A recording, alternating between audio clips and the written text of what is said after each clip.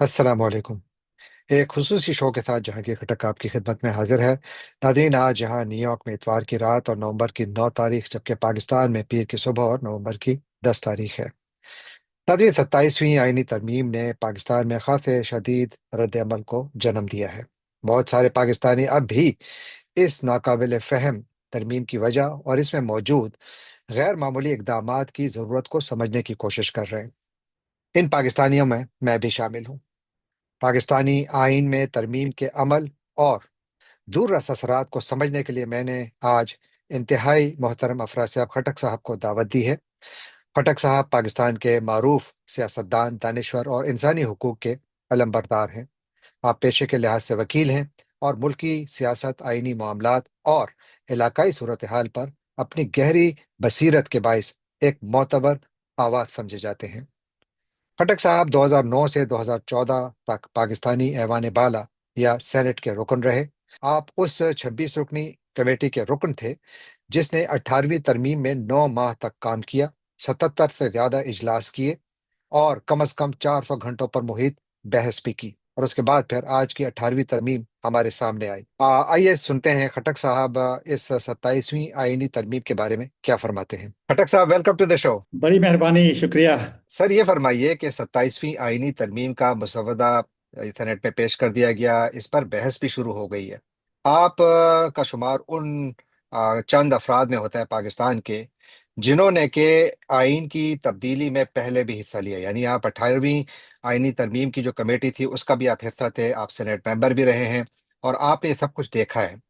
کیا کہیں گے اوور آل؟ آپ باقی سوالات بھی میرے پاس ہیں، لیکن اوور آل آپ کا کیا امپریشن ہے اس آئینی ترمیم کے حوالے سے؟ میری رائے یہ ہے، میری ناچیز رائے یہ ہے کہ اصل میں آئین سازی ایک بہت سنجیدہ کام ہے اور بہت ذمہ داری کا کام ہے۔ آئین جو ہے وہ کسی ملک کی بنیاد ہوتا ہے، ملک اس کے اوپر کھڑے ہوتے ہیں۔ اس لیے آئین سازی میں احتیاط برتنی چاہیے اور ذمہ داری کا مظاہرہ کرنا چاہیے۔ اور پھر آئین سازی کے اصول ہیں، مثلاً آئین ساز اسمبلی جو ہے وہ نیا آئین بنا سکتی ہے۔ ہر اسمبلی نیا آئین نہیں بنا سکتی، صرف آئین ساز اسمبلی نیا آئین بنا سکتی ہے۔ دوسری بات یہ ہے کہ پارلیمنٹ آئین میں ترامیم کر سکتی ہے۔ پاکستان کی پارلیمنٹ میں کئی ترامیم ہوئی ہیں، لیکن ترامیم کے لیے بھی ایک اصول ہے۔ مثلاً آئین کی بنیادی ڈھانچے میں تبدیلی نہیں ہو سکتی، یعنی پارلیمنٹ نہیں کر سکتی۔ کچھ جو چیزیں بنیادی ڈھانچہ کہلاتی ہیں اس کو صرف آئین ساز اسمبلی بدل سکتی ہے۔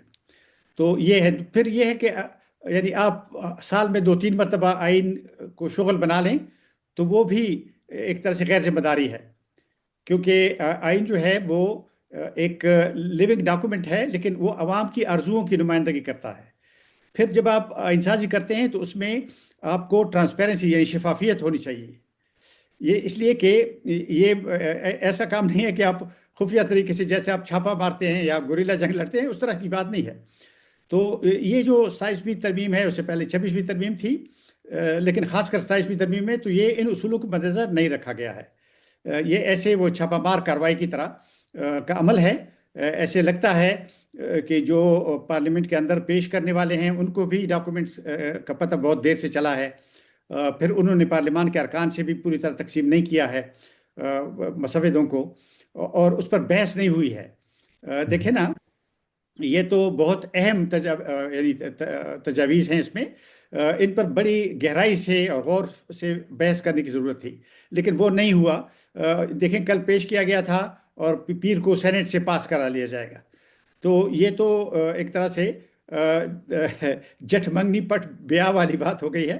تو میرے یہ خیال ہے کہ یہ اس بات کا خطرہ ہے۔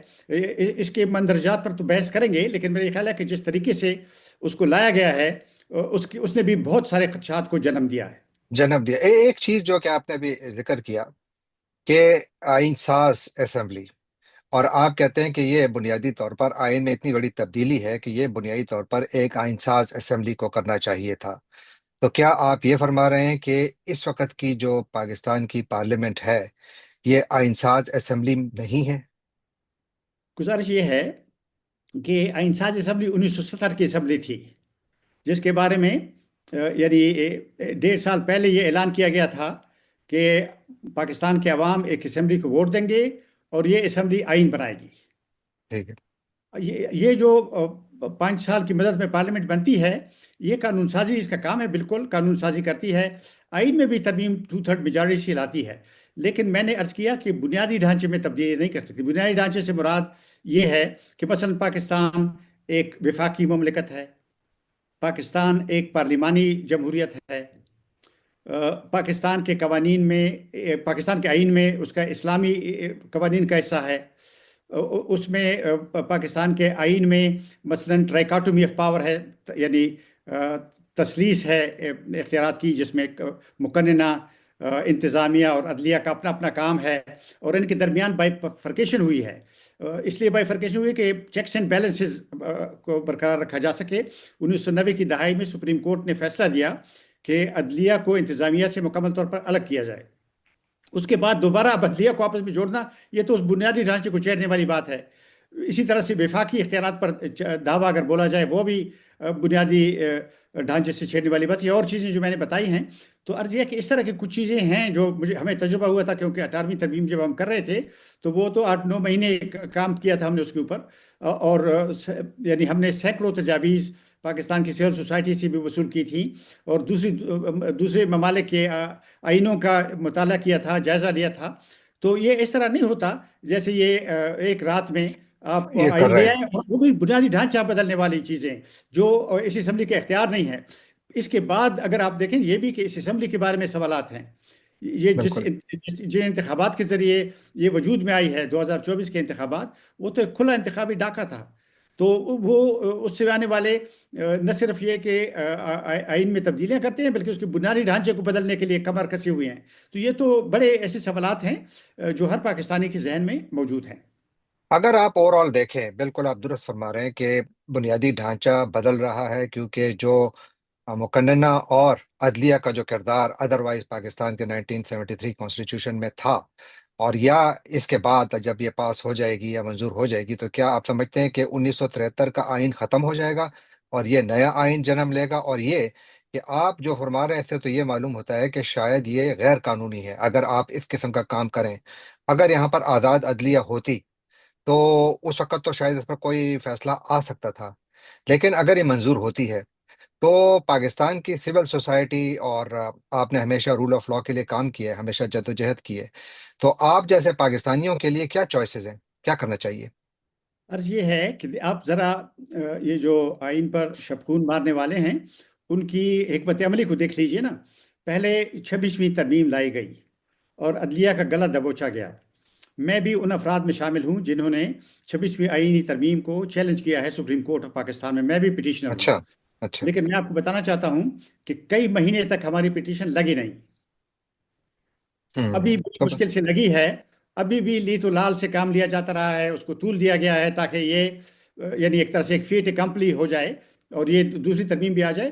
تو عدلیہ بدقسمتی سے اگر میں اس طرح عرض کروں کہ یعنی وہ کہتے ہیں اس کے دو پہیے ہوتے ہیں، یعنی بینچ اور بار، رائٹ، لیکن بالکل۔ بدقسمتی ہے اس وقت کہ دونوں ٹائر پنکچرڈ ہیں۔ یعنی اس وقت ہوں بدقسمتی کا عالم ہے کہ ججوں میں بھی آپ نے دیکھا کہ جو جن ججوں کو یہ زوم تھا کہ وہ آزادی سے فیصلہ کر سکتے ہیں، ان کو ایک سائیڈ لائن کیا گیا ہے، اور ایسے ججوں کو جو ہاں میں ہاں ملاتے ہیں ان کو آگے لایا گیا ہے۔ یہ لیکن بدقسمتی سے اس وقت بار میں بھی وہ سخت نہیں رہی ہے، کیونکہ جو ایک طرح سے تیاری تھی، اس میں گیم پلان میں یہ بھی تھا کہ بار ایسوسیشنز میں بھی ایسی انجینئرنگ ہو جائے، تو وہ بھی ہو گئی ہے، ظاہر ہو ہے گئی کہ ہے۔ گزشتہ کئی سال سے۔ تو اس لیے بڑے مشکل حالات ہیں، لیکن پھر بھی ہمیں آواز اٹھانی چاہیے، اور جو لوگ یہ کام کر رہے ہیں ان کو بتانا چاہیے کہ اس کے کتنے خطرناک اثرات مرتب ہوں گے، اور یہ کہ یہ آئین سازی کے نام پہ ایک طرح سے آئین شکنی ہوگی اور قانون شکنی ہوگی، اور اس کے سیاسی اثرات بھی بہت خوفناک ہوں گے۔ تو آپ نے جو خطرناک نتائج کی طرف اشارہ کیا، تو آپ تھوڑا ذرا زوم ان کرتے ہیں اور جو مسودہ ہے اس پر بات کرتے ہیں۔ بنیادی طور پر اگر آپ دیکھیں کہ جو دو بڑے اس کے ایلیمنٹس ہیں جس کے اوپر بہت زیادہ اعتراض کیا جا رہا ہے، ایک تو جس طرح عدلیہ کا آپ نے ذکر کیا، اس کے اوپر میں ضرور چاہوں گا کہ اس میں آخر ایسی کیا تبدیلی ہے کہ جس پر آپ کو بھی اعتراض ہے، مجھے معلوم ہے، میں اپنے حساب سے اس پر اعتراض رکھتا ہوں، لیکن آپ ایک قانون دان ہیں، آپ نے قانون سازی کی بھی ہے اور آپ نے ہمیشہ قانون کا دفاع بھی کیا ہے، تو آپ کی نظر میں وہ کیا ہے؟ کیونکہ میری نظر میں تو ایک عدلیہ کا وہ حصہ ہے کہ جس کو بالکل ری ڈیفائن کر رہے ہیں اور اس کو مقننہ کا حصہ بنا رہے ہیں، اور ساتھ ہی جو ایڈمنسٹریشن ہے اس کا حصہ بنا رہے ہیں، اور دوسرا جو ہے وہ ہماری فوج کا کردار ہے، وہ فوج کا کردار جو کہ آج تک تو بیہائنڈ دا ڈورز ہوتا تھا، یعنی پیچھے سے دستانے پہن کر ہوتا تھا، now the gloves are out. تو اب یہ فرمائیے کہ یہ دو جو اس کے بہت بڑے ایلیمنٹس ہیں، ان کے اوپر تھوڑا کامنٹ کیجئے، پھر میں پاکستان کے اوپر اس کے اثر پر بات کروں گا، لیکن پہلے اس کے اوپر آپ کیا فرمائیں گے؟ جی، میری گزارش یہ ہے کہ عدلیہ کے بارے میں ہم یعنی ایک انتہا سے دوسری انتہا کی طرف جانے لگتے ہیں۔ مثلا افتخار چودھری صاحب کے زمانے میں یہ ہوا کہ انہوں نے مثلا ججوں کو مقرر کرنے کا سارا کام اپنے ہاتھ میں لے لیا تھا، اور اس کے لیے پارلیمنٹ کو 19ویں ترمیم لانی پڑی تھی 18ویں ترمیم کے بعد، کیونکہ ان کو یہ اعتراض تھا۔ لیکن وہ اس کے بعد 19ویں ترمیم کے بعد جس طرح کی پریکٹس ہوئی تو اس سے یہ اندازہ ہوا کہ ایک خاص طرح کے یعنی چیمبروں سے جج لگائے جا رہے ہیں وغیرہ۔ تو اب اس کو اصلاح اگر کرنی ہے تو ہمیں اس پر کوئی اعتراض نہیں ہوگا، لیکن وہ اصلاح ایسی کرنی چاہیے کہ ایک توازن قائم ہو، جس میں عدلیہ کا اپنا رول ہو اور مقننہ جو ہے وہ ایک طرح سے اوور سائٹ، اس کے مقننہ عام طور پہ ساری دنیا میں مانیٹرنگ یا اوور سائٹ اس کی ہوتی ہے، یعنی وہ نیٹی گریٹی میں داخل نہیں ہوتی، وہ جو یعنی انتظامی امور میں نہیں، لیکن یہ کہ عام اوپر سے ٹرانسپیرنسی ہے، میریٹوکریسی ہے، اس کو مد نظر رکھے۔ تو لیکن اب یہ ہوا ہے کہ ابھی جو تبدیلیاں 26ویں ترمیم سے کے بعد آئی ہیں اس میں یہ ہوا ہے کہ انتظامیہ ججوں کی تقرری کرنے لگی ہے، جو ظاہر ہے کہ ایسا ہی برا تھا کہ اگر ایک صرف چیف جسٹس کو ایک اختیار حاصل ہو جاتے، اس سے جو خرابیاں پیدا ہوتی ان کو اس طریقے سے ہٹایا جائے کہ نئی خرابیوں نے جنم لیا ہے۔ ایک تو یہ بات ہے۔ دوسری بات یہ ہے کہ ججوں پر دباؤ ڈالنے کے لیے دروازے کھولے گئے ہیں۔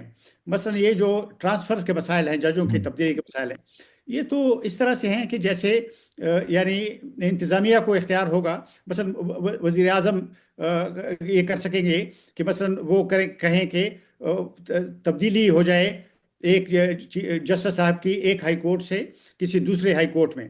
تو یہ ایک طرح سے کھڈے لائن لگانے والی جو سرکاری ملازموں کے لیے اختیار ہے انتظامیہ کے پاس، وہ عدلیہ کے بارے میں بھی ان کے ہاتھ میں آ جائے گا، اور اس کا مظاہرہ ہم نے دیکھا ہے۔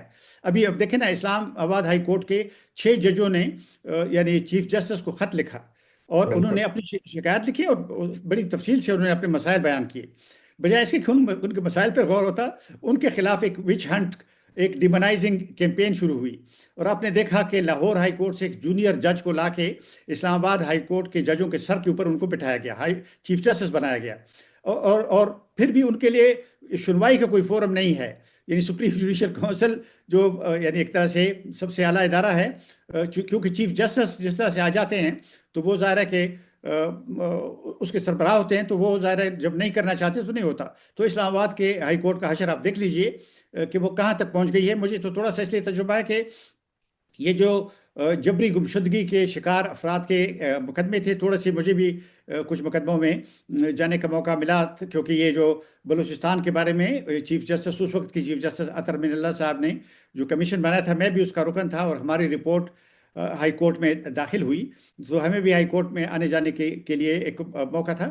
تو ہم نے دیکھا اس وقت ایک کیس سننا شروع کیے انہوں نے، لیکن اب تو جبری گمشدگی کے کیس جو ہے وہ قریب پھٹک نہیں نہیں ہے، سکتے، سننے کی بات دور ہے۔ اسی طرح سے دیکھیں سپریم کورٹ میں ہم نے کچھ لوگوں نے، میں ہوں، بشرا گور صاحبہ ہیں، محسن داوڑ صاحب ہیں، اور دوست ہیں کچھ، جنہوں نے ہم نے درخواست ڈالی ہوئی ہے سپریم کورٹ میں action in aid of civil power regulation کے خلاف۔ یہ ہم نے 2019 میں ڈالی ہوئی ہے پٹیشن۔ اس کی 3 پیشیاں ہوئیں۔ اس وقت جسٹس کھوسا چیف جسٹس تھے، ان کی سربراہی میں بینچ نے سنا اور انہوں نے کہا کہ یہ بہت اہم درخواست ہے، اس پر جلدی بات ہونی چاہیے۔ پھر وہ جب ریٹائر ہو گئے تو بینچ ٹوٹ گیا، اور ایسے ٹوٹ گیا کہ وہ بن کے نہیں دے رہا، وہ آج بھی نہیں ہے۔ یہ جسٹس قاضی فائزی آئے تو ہم نے ان کے ہاں خدمت میں درخواست ڈالی کہ یعنی ارجنٹ ہیئرنگ، کیونکہ اتنے سال ہو گئے ہیں، 6 سال ہو گئے ہیں، ہیئرنگ نہیں ہو رہی۔ یہ انسانی حقوق کا مسئلہ ہے، صوبے کے 50-60 मिलियन लोगों के हुकूक का मसला है, क्योंकि ये रेगुलेशन की मौजूदगी में तो वहाँ पे आईनी हुकूक मुयसर नहीं है। लेकिन आप यकीन जानिए, उसकी सुनवाई नहीं हुई, वो नहीं लग सकी। तो इससे आप अंदाज़ा लगा सकते हैं। यानी मैं ऐसे कोई फर्जी बात या प्रोपेगेंडा नहीं कर रहा हूँ। जो यानी जो केसेस आपके मैंने साथ देखे हो रहे हैं, हैं। Criminal right. के तौर पर मैंने देखे हैं, उनकी बात मैं कर रहा हूँ। बिल्कुल। और एक जो आपने एक बहुत अहम नुक्ता उठाया कि जो इस्लामाबाद हाई कोर्ट के जजेस की मिसाल है, यानी वो खुद अपने लिए इंसाफ के मुतलाशी हैं। वो खुद सुप्रीम कोर्ट तक गए और उन्होंने अपनी दरखास्तें भी डाली, उन्होंने खतूत भी लिखे, कुछ भी नहीं हुआ। तो अगर एक अदालती सिस्टम में जजों को इंसाफ नहीं मिल रहा, तो आम पाकिस्तानी क्या तवक्को रखे एक ऐसे वक्त जब बुनियादी तौर पर पाकिस्तान में एक पैरेलल जुडिशरी लाई जा रही है। यानी एक कॉन्स्टिट्यूशनल कोर्ट है और दूसरा सुप्रीम कोर्ट है। तो ये इस वक्त जो सामने आ रहा है, और इसके नतीजे में जो मारज़ वजूद में आने वाली जुडिशरी होगी, वो पाकिस्तान में क्याओस पैदा करेगी या वो पाकिस्तान में मजीद स्टेबिलिटी लाएगी? जनाब, मैं आपकी खिदमत में गुजारिश करना चाहता हूँ कि इस्लामाबाद हाई कोर्ट में जस्टिस जहांगीरी के खिलाफ देखें, चूंकि उन्होंने इंतखाबात के बारे में कुछ केसों की सुनवाई की, तो उनके खिलाफ फाइलें खोली गई और यानी विच हंट शुरू की गई। मुझे जनरल ज़ियाउल हक के दौर के जस्टिस गुलाम सफदर शाह साहब, हमारे सूबे से जिनका ताल्लुक था, बड़े ज़बरदस्त जज थे, अच्छे ज़बरदस्त जज, मैं उनको जानता था, वो याद आए। अच्छा। उन्होंने जुल्फ़िकार अली भुट्टो की फांसी केस में दबाव कबूल करने से इनकार किया। और उन्हें, वो उन जजों में थे जिन्होंने भुट्टो साहब को की फांसी के खिलाफ राय दी थी। और उसके अलावा मेरा ख्याल है एक आध दफ़ा उन्होंने इंटरव्यू में ये कहा कि मसलन 4 जजों ने उनको फांसी की सज़ा सुनाई थी और 3 जजों ने कहा था कि ये सज़ा गलत है। तो ये इस तरह के जब बैलेंस हो बेंच के अंदर, तो फिर जो फांसी के खिलाफ जो दरखास्त प्रेसिडेंट के पास जाती है, तो उसमें तो क्लेमेंसी जो है वो ज़रूरी हो जाती है, क्योंकि एक तरह से पूरा बेंच भी मुतफिक नहीं है। तो उन्होंने शायद इस तरह की कोई बात, तो उनके खिलाफ विच हंट शुरू हुई। यानी इतनी उनका भी ये कहा कि उनके मैट्रिक का सर्टिफिकेट, जो मेरा माय ख्याल है गॉड। प्री पार्टीशन के जमाने का था, उन्होंने कहा कि ये जो है ये गलत गलत है। तो उनको ऐसे यहाँ पे परेशान किया गया कि उनको लंदन जाना पड़ा, मुल्क छोड़ना पड़ा। तो ये इस तरह की, ये जैसे जागीर के खिलाफ भी इस तरह से केस खोला गया है उनके सर्टिफिकेट के बारे में, तो डिग्री के बारे में। तो गुजारिश ये है कि इस तरह की चीज़ें शुरू हो गई हैं। इसमें नुकसान ये हो रहा है कि अब देखें ना, पकड़ दकड़ होती है, तो लोग कोर्ट्स में जाते हैं, लेकिन पहले तो दरख्वास्त नहीं ली जाती, फिर ली जाती तो पेशियाँ नहीं लगती। यानी जो इन्फोर्स डिसअपीयरेंस हैं, उनके लोग, उनके लोगों को खासकर परेशानी है। या जो सियासी केसेस हैं जो हुकूमत के खिलाफ तनकीद करते हैं, देखिए ना, नॉन वायलेंट जो तनकीद है पॉलिटिकल सियासी मुखालिफिन की, ये उनका हक है और आइन के फंडामेंटल राइट्स के अंदर लिखा हुआ है। यानी ये तो किसी को इख्तियार नहीं कि उसको छीन ले। यानी ये इख्तियार तो ऐसे, यानी आइन में साफ लिखा है, जो फंडामेंटल राइट्स हैं उनके चैप्टर में लिखा है कि अगर पार्लियामेंट ऐसा कानून बनाएगी जो इन बुनियादी इंसानी हकूक के खिलाफ होगा, तो वो गैर कानूनी मुतस्सर होगा। यानी वो कानून जो है वो एक तरह से ख़त्म होगा, इसलिए कि बुनियादी हकूक से मुतसादिम है। तो लेकिन आज अब देखें, वो बुनियादी हकूक कहाँ हैं? यानी जिस तरह से बलूचिस्तान और पख्तूनख्वा में खासकर और पूरे मुल्क में जिस तरह से सियासी मुखालफत पे लोगों को पकड़ा जा रहा है, और यानी आप हुकूमत पर तनकीद करेंगे, आप इजहार राय की आज़ादी पर जो पाबंदियां हैं उनके खिलाफ बोलेंगे, तो आप पर एंटी टेररिस्ट कवानीन के तहत मुकदमा चलेगा। यानी आप देखें, टेररिस्टों के बजाय इंसाफियों पर, सियासी कारकुनों पर, तो इंसाफ का बहुत बुरा हाल है। और अगर ये नई तरमीम पास हो जाती है, जैसे कि पास होने जा रही है, नजर आ रहा है, तो इससे तो ये सूरत हाल और भी बिगड़ जाएगी और लोग इंसाफ के लिए तरस जाएंगे। इंसाफ का हुसूल बहुत ज़्यादा मुश्किल काम बन जाएगा। एक चीज जो आपने बिल्कुल इसी इसी नुक्ते पर मैं आर्टिकल 184 का जिक्र करना चाहूंगा कि इस तरमीम के तहत आर्टिकल 184 को हज़फ करने की भी सिफारिश है कि जी इसको हज़फ किया जाए। और अब जो अवामी मफादात के मुकदमात हैं उसके लिए लोग शायद सुप्रीम कोर्ट के लिए नहीं जा सकेंगे, तो क्या आम शहरी के बुनियादी हुकूक अब महफूज रहेंगे? आपने इस पर इशारा किया, लेकिन मैं चाहता हूं कि इसके ऊपर आप थोड़ी मजीद बात करें कि एक इंतहाई अहम आर्टिकल को हटाया जा रहा है और उसकी जगह मुझे आपको बतौर शहरी क्या हुकूक है और कौन उसका मुहाफिज है? देखें जी, नज़र तो ऐसे आ रहा है कि सुप्रीम कोर्ट को as an apex court, as custodian of the human rights, उसको लिक्विडेट किया जा रहा है। हम्म, उसकी मैं थोड़ी सी वजाहत करना चाहता हूँ। ये है कि देखें, आईनी बेंच हमने देखा है, उसके सामने ये हमारे पिटीशन लगे हैं, इसलिए हमने अच्छा। उनको देखा। अच्छा। तो वो तो उसमें जिस तरह से हुकूमत को जजों की नॉमिनेशन का इख्तियार है बेंचों में, उसको इस्तेमाल करते हुए जिस तरह के जज वहाँ बिठाए गए हैं, और फिर चीफ जस्टिस को अपने हाथ में लेके जिस तरह से उन्होंने बेंचों की तश्कील में हुकूमत ने किरदार अदा किया और करने और भी करने जा रही है, तो उसकी रोशनी में यह होगा कि सुप्रीम कोर्ट जो है वो सिर्फ एपेलेट कोर्ट बन के रह जाएगी। एपेलेट कोर्ट हम्म, अपीलों को सुन सकेगी, हाई कोर्टों के जजों के खिलाफ एक एपेलेट कोर्ट होगी, और बस। क्यों? उसकी वजह यह है कि 184, जैसे आपने कहा, जो जो आइन की शिक है, जिसमें सुप्रीम कोर्ट को इख्तियार हासिल था कि वो नोटिस ले सके ऐसे पब्लिक इंपॉर्टेंस या जो अहम केस हैं इंसानी हकूक से ताल्लुक़ रखने वाले, तो वो अब नहीं ले सकेगी। तो ये वाला किस्सा भी खत्म हो जाएगा पब्लिक इंपॉर्टेंस के यानी बारे में। Suo motu, right? Suo motu जो सो मोटो कहते हैं। राइट्स, या Yeah. अभी बिल्कुल सो मोटो राइट्स, ये खत्म हो गया। अच्छा, जो जो कानून के मुतालिक दरखास्तें होंगी, पिटीशन होंगी, उनको तो अपना कॉन्स्टिट्यूशनल कोर्ट सुनेगी, सुप्रीम कोर्ट में तो आ नहीं सकेगी। तो इसलिए वो तो एक तरह से सुप्रीम कोर्ट जो है सिर्फ एपेलेट कोर्ट बन के रह जाएगी। और दूसरी हम्म, तरफ जो कॉन्स्टिट्यूशनल कोर्ट है, जैसे कॉन्स्टिट्यूशनल बेंच का थोड़ा सा तजुर्बा हमारे सामने रहा है, उसमें भी इंजीनियरिंग का बंदोबस्त है। तो उसमें ऐसे जज बिठा दिए जाएंगे कि जो हम्म। इस बात का एहतमाम करेंगे कि कोई ऐसी दरख्वास्त जो है वो आए नहीं, और अगर आए तो उसको रिजेक्ट किया जाए, जो बुनियादी इंसानी हकूक के लिए हुकूमती या रियासती अफराद या इदारों के खिलाफ हुक्म जारी कर सके। ऐसी पिटिशन को वो नहीं मानेंगे, उसको हमेशा रिजेक्ट करेंगे। तो अदलिया को एक तरह से उज़्व मुअत्तल बना के रख दिया गया है।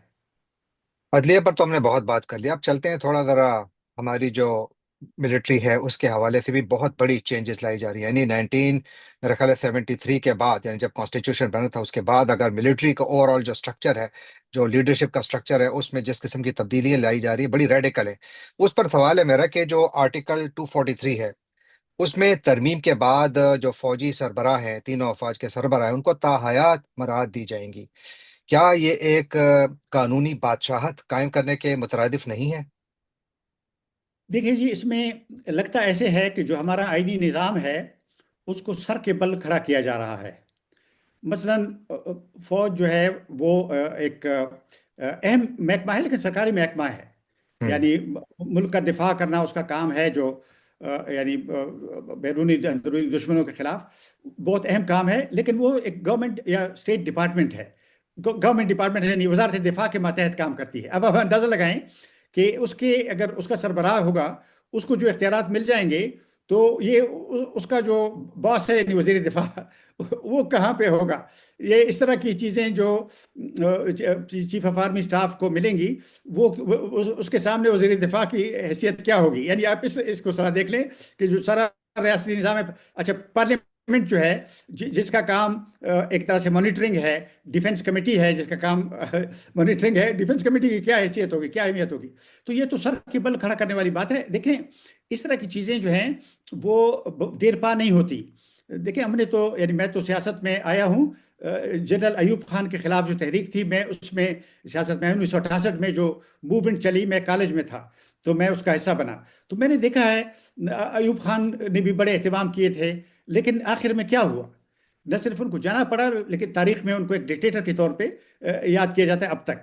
जनरल ज़िया-उल हक का आप देखें, उसने क्या एहतमाम किया था। यानी फौजी अदालतों से लोगों को सजाएं दिलवाई, भुट्टो साहब को फांसी किया, सियासी कैदियों को बेशुमार उन्होंने, यानी मैं भी उनमें शामिल था, हम लोग जेलों में रहे। लेकिन आखिर में ज़िया-उल हक के बारे में इस मुल्क में आपको पता है कि कितने लोग उनको किस तरह याद करते हैं। यानी ऐसे शख्स जिसने डिक्टेटरशिप भी की, लोगों के हकूक पामाल किए, और मुल्क को इंतहा पसंदी और तशद्दुद की तरफ धकेला, जिससे आज भी मुल्क निकलने की कोशिश में कामयाब नहीं हो सका है। तो इसी तरह से जनरल मुशर्रफ को आप देखें। यानी मैं ये अर्ज करना चाहता हूँ कि असल में माजी से सीखने की सलाहियत नहीं है। बदकिस्मती यह है कि पुरानी गलतियां दोहराए जाने का जो रुझान है वो बरकरार है, और गलतियों के नतायज उससे मुख्तलिफ नहीं निकलेंगे और नहीं निकल नहीं सकते, ये बिल्कुल हतमी बात है। लेकिन देखें, ये करने जा रहे हैं, और खुसूसन ये पीपल्स पार्टी और जो मुस्लिम लीग नून है, उनके बारे में ये सवाल उठता है کہ آپ خود کو جمہوری پارٹیاں کہلواتی رہی ہیں، آپ نے کہا ہے کہ ہم نے جمہوریت کے لیے جدوجہد کی ہے، لیکن اب اپنے ہاتھوں سے آپ جمہوریت کو اگر دفن کر رہے ہیں تو آپ کو کیسے یہ اپنا حق برقرار رکھ سکیں گے کہ ہم جمہوریت کے دائی ہیں، چیمپئن ہیں؟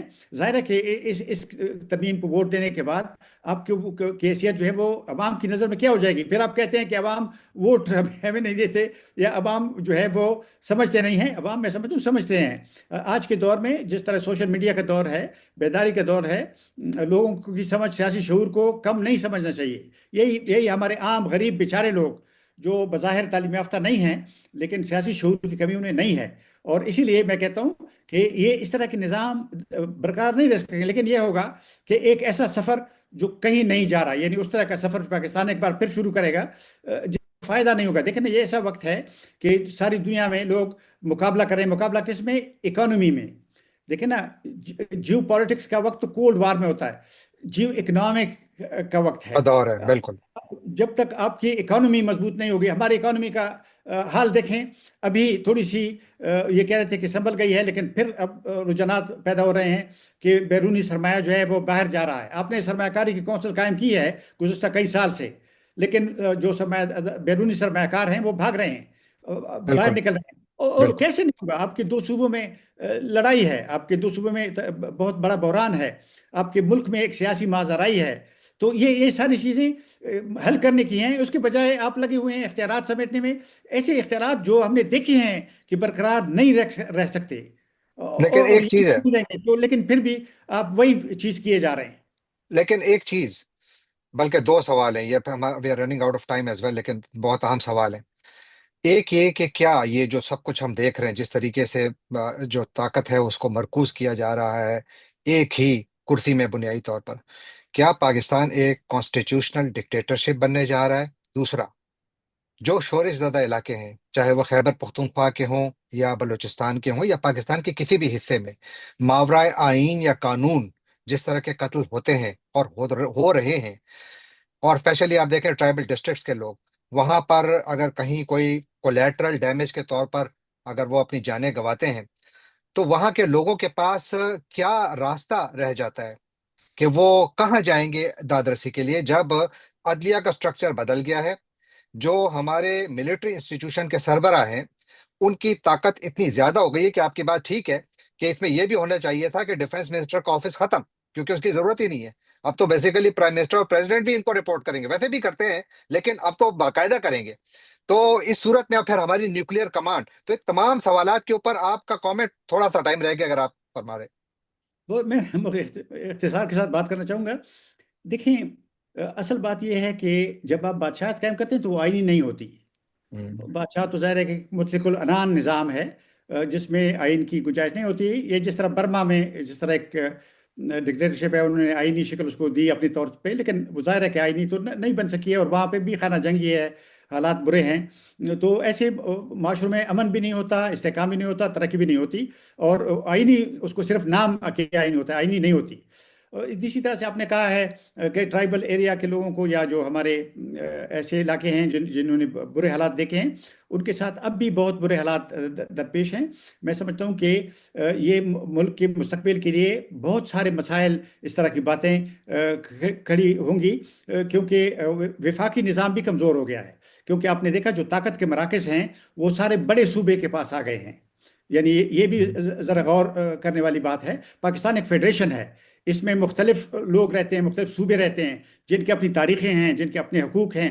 ان سب پر آپ ایک طرح سے پاؤں رکھیں گے تو ظاہر ہے کہ وہ تو برداشت نہیں کریں گے، وقت کے ساتھ ساتھ وہ آپ کے سامنے نئے مسائل کی شکل میں نمودار ہوں گے۔ وہ آخری سوال آپ کا کیا تھا، وہ جو آپ نے آخر میں آخری کہا؟ سوال یہ تھا کہ جو ہمارے انہی ریجنز کے لوگ ہیں وہ کہاں جائیں گے دادرسی کے لیے، جب عدلیہ اتنی زیادہ کمپرومائزڈ ہے؟ یعنی اس کو کسی بھی حوالے سے آپ آزاد عدلیہ نہیں کہہ سکتے، کیونکہ یہ بنیادی طور پر پاکستان کی جو مقننہ اور بلکہ جو ہماری ایڈمنسٹریشن کا حصہ بن چکی ہے، سرکاری ملازم بن چکے ہیں، تو اس کے بعد ان کو جو کہا جائے گا یہ تو وہی کریں گے، ابھی بھی وہی کرتے ہیں اکثر۔ لیکن اس صورت میں ان لوگوں کو جن کے پاس کوئی دوسرا راستہ ہے ہی نہیں ماں سوائے عدلیہ کے پاس جانے کے، کہ جہاں پر وہ اپنی دادرسی کریں، کسی نے اپنی جان گنوائی ہے، کسی نے اپنی جائیداد گنوائی ہے، وہ کہاں جائیں گے؟ گزارش یہ ہے کہ ریاست جو ہے یہ کچھ 3000 سال کے لگ بھگ سے ارتقا پذیر ہے. یعنی کہتے ہیں یونان میں وجود میں آئی، کچھ اور ممالک کی بات ہوتی ہے.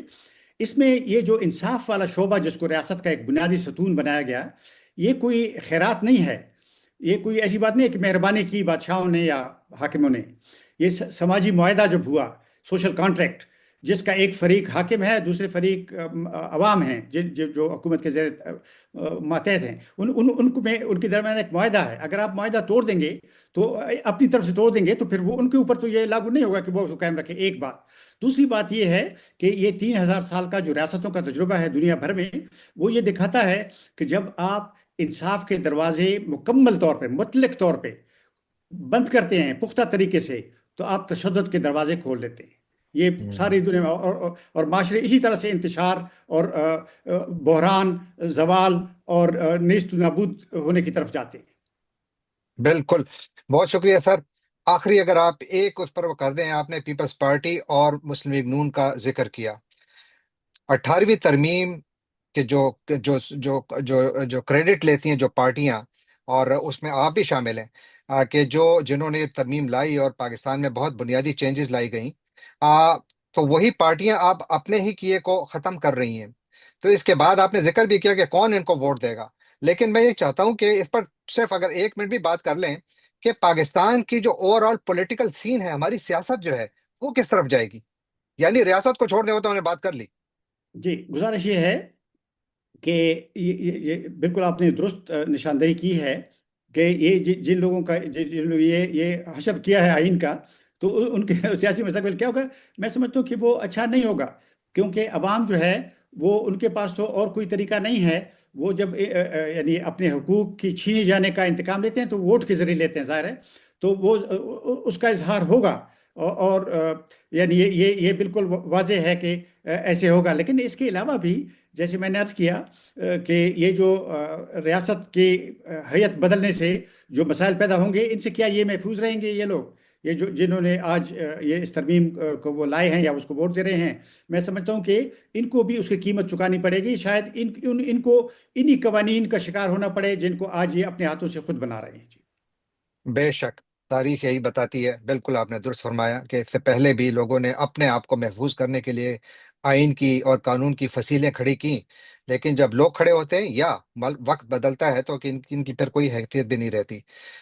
سر، بہت بہت شکریہ آپ کا. آپ نے بہت تفصیل سے بات کی اور ہمارا ٹائم بھی ختم ہو گیا ہے. لیکن تھینک یو سو مچ. ناظرین، یہ تھے افراز صاحب خٹک صاحب. بڑی آپ نے ان مہربانی. کی باتیں، تھینک یو. بہت شکریہ سر. آپ نے ان کی باتیں سنی اور یقیناً اس پر ہم بحث مباحثہ جاری رکھیں گے، کیونکہ یہی ہمارا کام ہے. جانے سے پہلے آپ سے ایک مرتبہ پھر درخواست کہ آپ ہمارے چینل کو سبسکرائب کیجیے، لائک کیجیے، شیئر کیجیے، کامنٹ کیجیے اور بیل آئیکن کو کلک کرنا نہ بھولیے گا. آپ کا بہت بہت شکریہ.